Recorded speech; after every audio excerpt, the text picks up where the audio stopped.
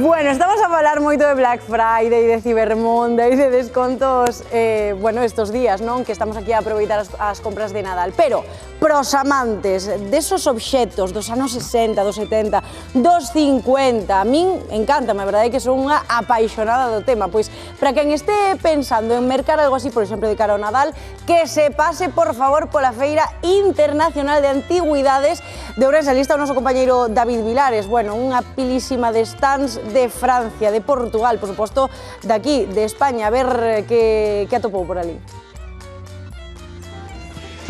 Moi boas tardes, pois aquí estamos na Feira de Antigüidades de Ourense e imos falar con José Carlos, que é un dos expositores que está aquí. José Carlos, vende por aquí con nós, por favor. Claro, que é o que buscan os clientes cando se acercan aquí? Pois basicamente buscan exclusividade, calidad e historia.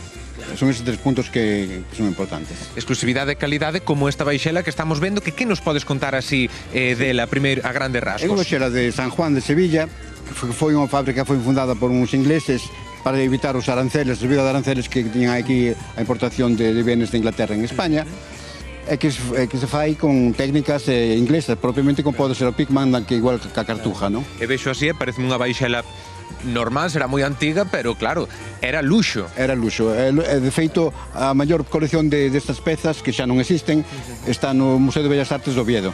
Que curioso. Claro, antes falabas tamén de que a xente ven buscando historia. Como historia ten outro dos artigos que tes aquí o noso carón. Non fálanos un pouco del. Correcto. Bueno, pois este reloj que se ve así e tal, pois pertenecía a un médico de aquí de Ourense, que se podo coller o libro un momentinho. Un segundín. Este libro atopástelo baleirando un piso cando ese reloxo, non? Correcto. Nós chamamos para balear un piso, aí estaba o libro, o reloxo e moitas máis cousas, porque querían reformarlo e vendelo. Claro. Pois este pequeno libro é un diario de a bordo de enfermería dun barco de vapor Magallanes. Un barco de vapor que foi ordenado por Primo de Rivera en seu momento, foi bautizado por a Reina Victoria. O sea, que xa non se dá un pouco ao nivel de que pode ter ese barco, non? Pero claro, ti cando atopaches isto, como te quedaches? Pois un pouco, claro, ves aquí que é un manuscrito, tens que ler moito para vir darte conta do que estés realmente en maus, e de feito fai como 10 anos que temos, e estamos agora empezando a sacarlle o brillo que ten todo. Que curioso, claro, ti estalo tocando e vexo que pon o cartel de non tocar, Porque sabes, está bastante antiquiño, entonces para evitar destrozos, pois... É unha dúbida, como sabedes que prezo poñerlle a un artigo? Por exemplo, a este reloxo, sí. Que prezo lle puxestes? Este reloj, nós cando facemos un precio, miramos primeiro se hai un mercado. Claro. Se hai un mercado de varias pezas iguales, pois tens unha referencia aí. Neste caso non é así, porque este é un reloj que se traballou en Estados Unidos, en Sudamérica, en España... Moi exclusivo. Moi exclusivo. España chegou simplemente porque este médico facía esa ruta e trouxo el para a súa casa.